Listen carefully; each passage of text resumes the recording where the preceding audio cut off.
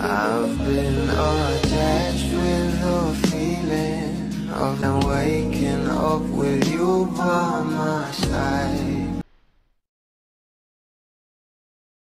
Marami na nga talagang mga bula ang sobrang na-excite sa magiging kaganapan ng ating couple patungkol sa kanilang mga ganaps at sa kanilang mga movie at teleserye na talagang inaabangan na nga ng mga bula. At ito nga ang ating Donnie Pangilinan ay for the post na nga patungkol rito. At narito nga guys sa nasabing post ng ating Donnie. At for the shooting na nga sila at talagang sobrang ganda nga ng view rito. At ito naman guys ang post ni Kyle sa kanyang social media account na kung saan ay day 2 na nga raw ito kahapon ng Roha.